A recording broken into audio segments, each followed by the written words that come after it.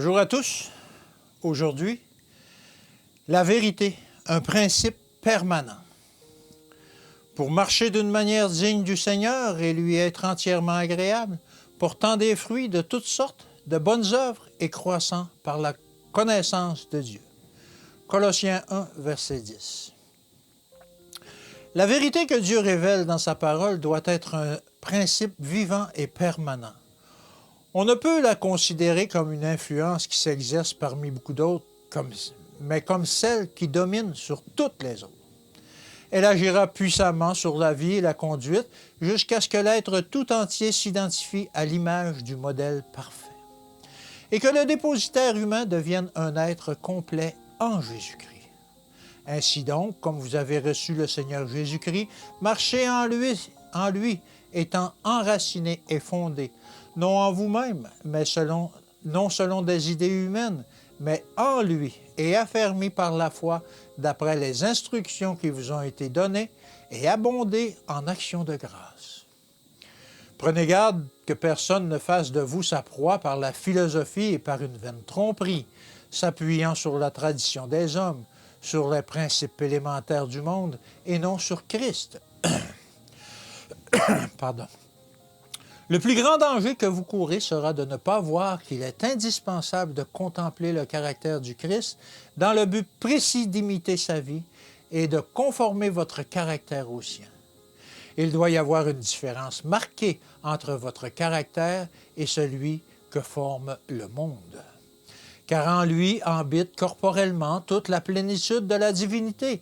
Vous avez tout pleinement en lui, qui est le chef de toute domination et de toute autorité. Colossiens 2, versets 9 et 10. Les grandes vérités bibliques nous sont destinées individuellement pour diriger, guider et gouverner notre vie. Ceux qui se disent les disciples du Christ ne peuvent le représenter dignement dans le monde que par la grâce et la beauté de leur caractère. Dieu n'acceptera rien de moins qu'un service qui vient du cœur. Dieu exige la sanctification de l'homme tout entier, corps, âme et esprit. Le Saint-Esprit implante une nouvelle nature et façonne le caractère par la grâce du Christ, jusqu'à ce que l'image de Jésus soit parfaite.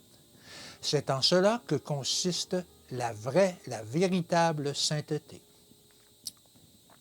Votre esprit, vos paroles et vos influences font l'impression sur l'esprit des autres. L'atmosphère qui enveloppe l'âme, si elle est mauvaise, sera semblable à un paludisme spirituel qui empoisonnera ceux qui vous entourent. Mais l'âme qui répand une odeur de vie, donnant la vie, se fait du bien. Une atmosphère céleste pénétrera l'âme en se laissant envahir par la vérité qui œuvre par l'amour et purifie l'être. Celui qui fréquente les sages devient sage, mais celui qui se plaît avec les insensés s'en trouve mal. Proverbe 13 au verset 20. Chaque âme qui se réclame de la vérité devrait le manifester par un caractère droit, sa consécration à Dieu, de la constance, et elle devrait représenter le caractère du Christ par une vie ordonnée et une conversation pieuse. Bonne journée.